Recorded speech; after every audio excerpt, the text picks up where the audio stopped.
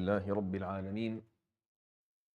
اللهم صل وسلم وبارك على نبينا وحبيبنا محمد وعلى آله وصحبه أجمعين وبعد. Today, inshallah, we continue with the attributes of the Prophet sallallahu alaihi wasallam. We talked about maybe 15 or 16 things so far. Today, we're going to talk about هديه في تعامله مع أهله ومع باقي خلق الله. Today, we'll talk about how he treated his family and how he treated other creatures of God.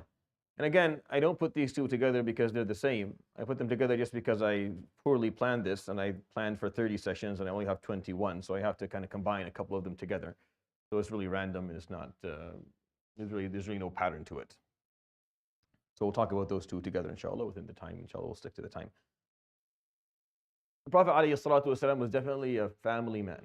And I don't think anyone has succeeded in instilling the family values in a nation as much as the Prophet ﷺ was able to do that within his ummah. And with all of our faults and our problems, we are definitely an ummah that still sees the value of family. And we emphasize that quite a lot. And we'll go to extreme measures to hold on to the family and to keep it together. At least we used to. And if we are stopping, if we're not doing that as well as we used to, then it's definitely something worthy of contemplation and revision. Because the Prophet ﷺ, that's what he taught us. The unit is the family. I'm going to give you some examples of how he was with his family ﷺ. تروي السيدة عائشة في الحديث عند أحمد المسند that she said, I went with the Prophet ﷺ on one of his journeys, and this was early on.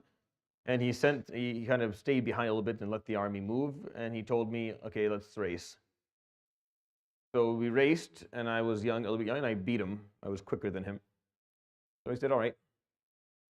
And then I went with him again like a few years later. And he says, at that point, I was a little bit heavier. So he let the army go a little bit ahead, and he said, okay, let's race. So they raced, and he beat her. And he told her, هذه بتلك.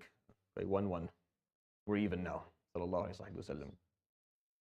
When you look at the seerah of the Prophet ﷺ, you'll find that he took his family out. He went and he did picnics, and he went and spent time with them ﷺ. And he would, engage in activities that would make them feel that, because if you think about how busy he was and how many other commitments he had ﷺ, it's hard to kind of even imagine that he did that.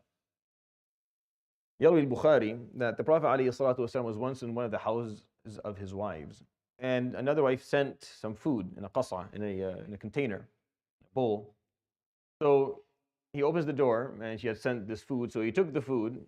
Now the wife in whose house he was staying, alayhi salatu wasalam, she hit the plate out of his hand.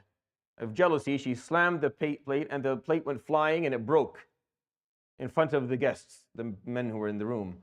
The Prophet alayhi salatu wasalam would go, and he would take another plate, and he would gather the food, and he would put it in, and he would gather the pieces of the plate, and he would say, "Gharat ummukum." Your mother was a little bit jealous. Kulu, eat. The food is still edible, so eat. So they ate, and then he commanded her, alayhi salatu, to replace the broken vase or the broken plate that the plate that she had broken, and she sent back, alayhi salatu, the replacement back to the wife who had sent it. Sallallahu alayhi wasallam. Didn't get upset and didn't chastise, didn't say anything. Appreciated the fact that these stuff like this happen. Sallallahu alayhi wasallam. Imam Muslim narrates to us, and this is Aisha. Aisha tells us these two stories about herself. She said, the Prophet ﷺ was once with me, or in my house at night, sleeping. قال فالتمست رسول الله صلى الله عليه وسلم فلم أجده. And then at night I woke up, I didn't find him. فتحسست, I'm like, oh, he must have left and went to the house of another wife. قال فقمت أبحث عنه, went to look for him. فوجدته راكعا ساجدا. I found him praying in ركوع and sujood. يقول لا إله إلا أنت سبحانك أو سبحانك اللهم وبحمدك. She said, I found him praying, and he's saying سبحانك اللهم وبحمدك. So I said, ألا إنك لفي شأن وإني لفي شأن آخر بأبي أنت وأمي. May Allah have mercy. Look what you're doing, and look what I'm thinking about. Sallallahu alayhi wa sallam. يقول in another narration also in Bukhari, also in Muslim, قال التمست النبي صلى الله عليه وسلم في الليل فوضعت يدي في شعره. I was looking, it was dark, obviously they didn't have, so she wasn't sure if he was there, so she put her hand in her hand goes into his hair عليه الصلاة والسلام. فقال جاءك شيطانك, the shaitan has come to you, huh? فقالت أما لك شيطان يا رسول الله. What about you? You don't have a shaitan يا رسول الله. فقال ألا إن الله أعانني عليه فأسلم. Allah has helped me and he's become Muslim. So I don't have a shaitan like you. صلى الله عليه وسلم. يروي إمام ابن حبان يقول ألا إن نساء النبي صلى الله عليه وآله وسلم كن يراجعنه وربما تهجره إحداهن إلى الليل. The Prophet عليه الصلاة والسلام's wives, they would argue back with him all the time. And sometimes one of them would get upset and then maybe she wouldn't speak to him until the night. Meaning all day long she wouldn't speak to him عليه الصلاة والسلام. And the reason the hadith says that in the collection of Ibn Hibban to the night, because عليه الصلاة والسلام would never let a disagreement go overnight. He would always make sure that whatever happened during the day or whatever disagreement that occurred or whatever dispute, it was fixed before they went to sleep. Sallallahu alayhi wa sallam. He would say to Aisha, ألا إني لا الحديث في الصحيح إلا إني لأعرف رضاك عني وغضبك. I know when you're happy with me and I know when you're upset with me. فقالت وكيف تعرف يا رسول الله? I say, how do you know? فقال إذا كنت راضية عني قلت ورب محمد. If you're happy with me, when you make an oath, you'll say ورب محمد. وإن كنت غاضبا, if you're upset, تقولين ورب إبراهيم, and you make the oath by Ibrahim. You don't use my name. فتقول صدقت يا رسول الله فإني لا أهجر إلا اسمك. Yes, when I'm upset with you, I only leave your name. صلى الله عليه وصحبه وسلم. And I know in the story, also in the collection of Ahmad, the Prophet عليه الصلاة والسلام and Aisha were arguing, just as Abu Bakr radiallahu anhu was coming to visit them.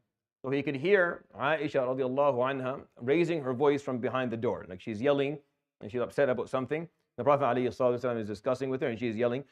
So Abu Bakr hears this, so he curses her out. Like Abu Bakr calls her a name, like it says something about her that actually is just a curse of himself. Ya bint al-kadha, he's speaking about himself obviously because he's the father. أترفعين صوتك على رسول الله. You're raising your voice upon the Prophet ﷺ. So he enters the door and he wants to raise his hand, and the Prophet ﷺ comes and stands between Abu Bakr and Aisha, and he tells him, calm down and go and come back when you're calm. So Abu Bakr would leave, and the Prophet ﷺ turned to Aisha, and he would say, أرأيتِ كيف حلت بينك وبين الرجل? You see how I protected you from the man? And he could have taken it. And Abu Bakr would come back and he'd hear the Prophet ﷺ and Aisha laughing, and their laughter was, they could hear laughter. So he said, he would knock on the door and he would say, أدخلاني في سلمكما كما أدخلتماني في حربكما. Allow me to enter now that there is peace as you allowed me to enter when there was war. فقال صلى الله عليه وسلم يضحك قد فعلنا قد فعلنا. He's laughing. He said, yes, we have, of course, you're welcome to come in. صلى الله عليه وسلم. وكان يصبر صلى الله عليه وسلم على نسائه ويأمر الصحابة بذلك. The Prophet عليه الصلاة would show a lot of perseverance and patience when he was dealing with his family members, with his wives and with his children. And he would command the Sahaba to do the same. He would command the Sahaba to show the same thing. And I think I've barked up this tree enough times over the last couple of months and got myself in trouble. But really, what I tell you regarding stuff like this is just a reflection. I'm just mirroring for you what I see within the community from my lens or from my corner of the world. I exist in a very small part of the world, but I get to see certain things, so I have to share with you what I see. And when I see something that's happening, when I see a recurring theme or a recurring problem, it would be immature and irresponsible of me not to actually point it out to you. So when I see that my brothers don't seem to understand exactly what their role is in their household, and don't understand their responsibility towards their children and their wives, and don't seem to know how to deal with problems and disputes and difference of opinion and difficulties, and they're giving up way too early, and they're using excuses that are pitiful and pathetic, and whether it's early on in their marriage or halfway through their marriage, regardless, I think it's worthy of kind of pointing that out. Because the moment we lose the sanctity of the family, the moment, and I'm not going to speak on behalf of women because that's something they have to do on their own, and I don't know how to even address that. But I can address you, and you need to understand your role. You're a qawwam, you're responsible, you're the protector, you're the provider. And that's how he was, alayhi salatu wasalam.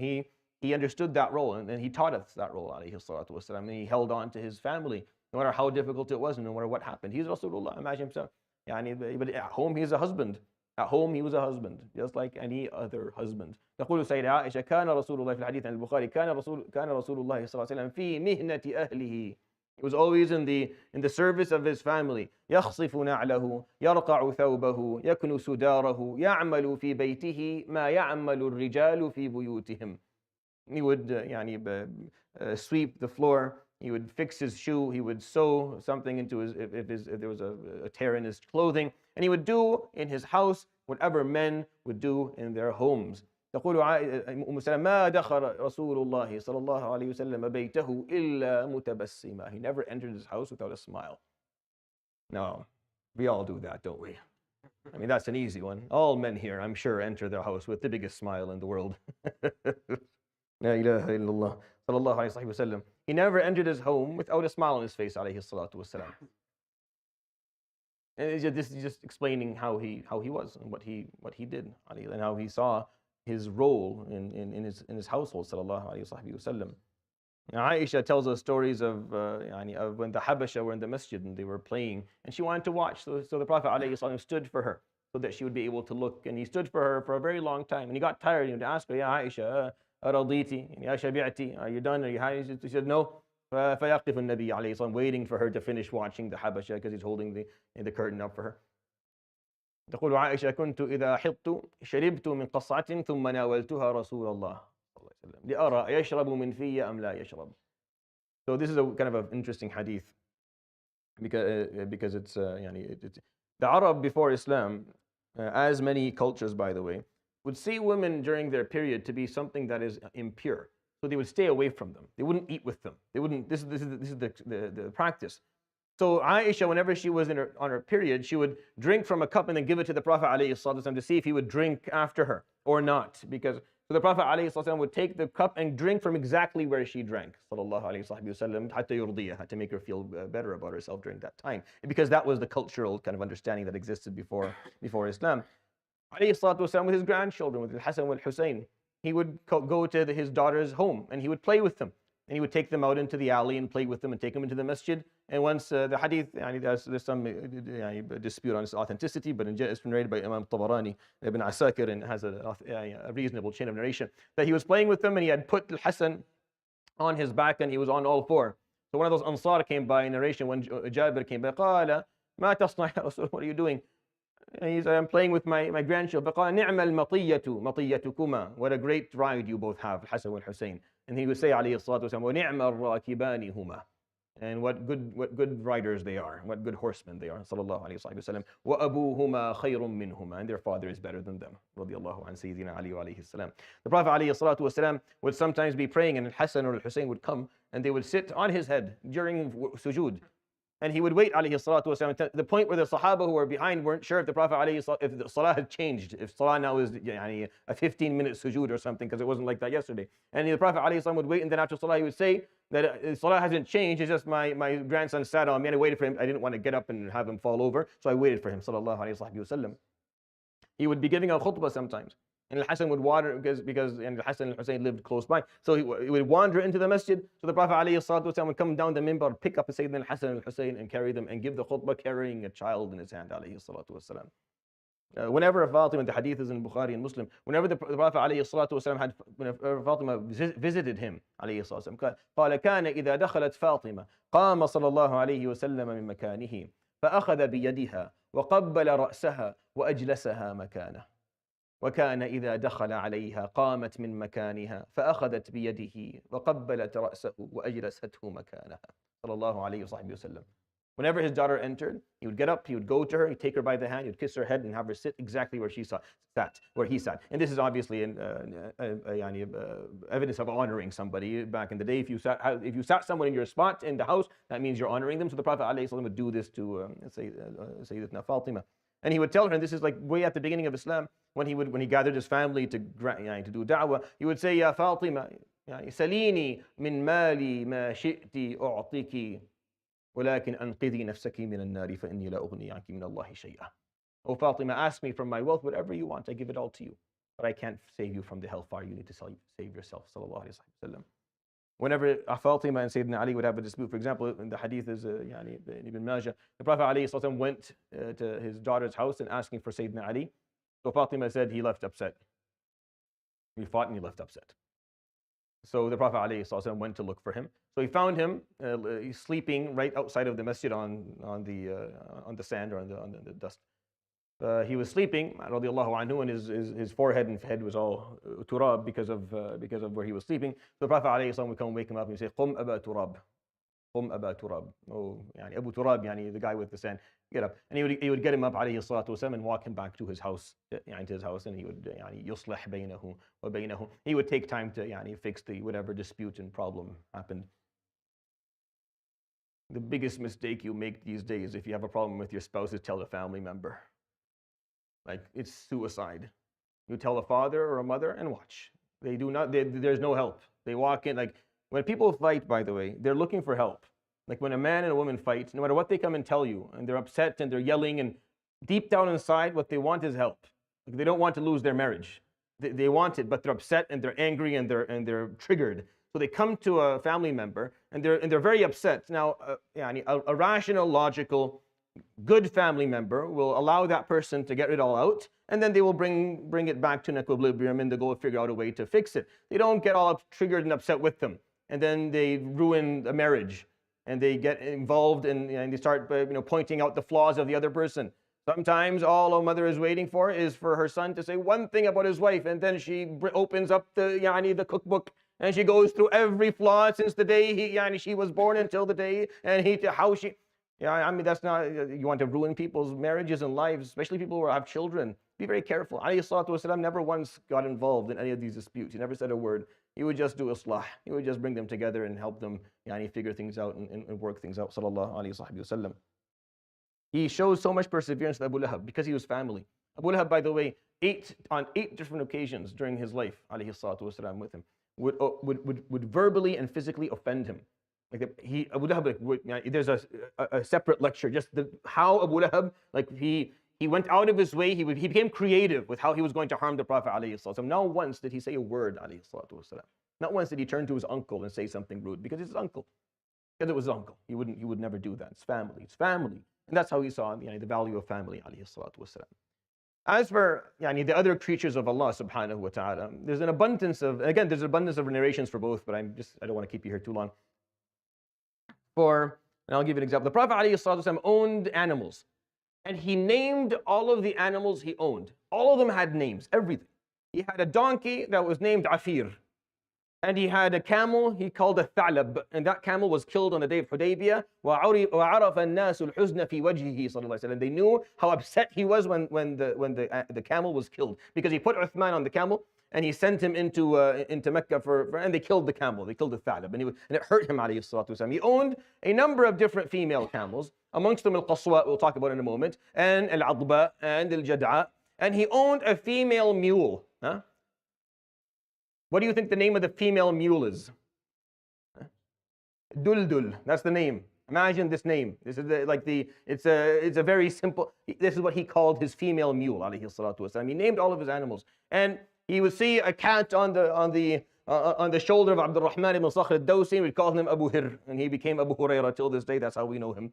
He would see a boy with a small bird in the cage, and he would ask him how the Nughayr was doing every day. And when the Prophet ﷺ once saw a bird that was very upset because one of the Sahaba had climbed a tree, taken the 2 eggs because he wanted to make an omelet, and the Prophet ﷺ saw it, فقال من فجع هذه في ولدها ردوا عليها ولدها. Who took her children? Take it up again. And the Sahaba were standing looking at each other. It's eggs. It's eggs. Like we barely have enough to eat. It's free food. And he stood there, alayhi salam, until the guy who was very confused got up on the tree and put it back again and left, because he didn't sallallahu alayhi wasallam. He didn't think it was appropriate. He once walked by and there was a donkey that had a mark. You know what do they call when they mark animals? Brand. So the guy had branded his donkey in the face. فقال عليه الصلاة والسلام, حديث Muslim, فقال من وسم هذا في وجهه. Who did this to his face? لعن الله من فعل هذا. May Allah curse the person who did this. صلى الله عليه وسلم. لعن الله. This is a heavy one. This is very heavy. But this is what he said, عليه الصلاة والسلام. He got very upset when someone mistreated an animal. The hadith عند Abu Dawood that he entered عليه الصلاة والسلام حائطا للأنصار. He entered one of the orchards of the Ansar. فأتى إليه جمل تذرف عيناه, and a camel would walk up to him, and the camel, you could see tears coming down its face. فمسح النبي صلى الله عليه وسلم سراته وذفراه.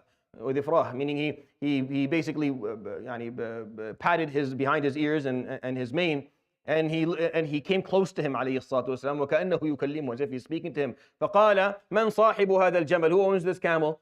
So a young boy from the Ansar said, I do يا رسول الله. فقال أما تتقي الله في هذه البهيمة إنه شكا إليك أنك تجيعه وتدئبه. Do you not have any fearfulness of Allah subhanahu wa ta'ala regarding your animal? He told me that you don't feed him well and you overwork him. قال فما عاد إلى ذلك. And he said, I'll never do it again, Ya Rasulullah sallallahu alayhi wa sallam.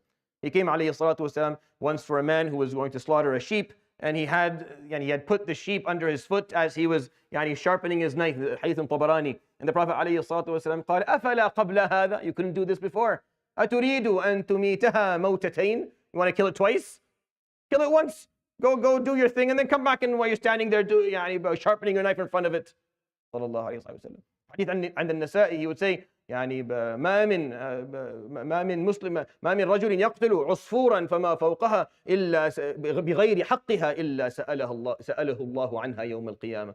You don't kill anything from a bird or up without the proper حق of it, except Allah subhanahu wa ta'ala asks you about it. فقالوا ما حقها يا رسول الله, what do we owe it? فقال أن تذبحه فتأكله أو تذبحها فتأكلها ولا تقطع برأسها فترمي به.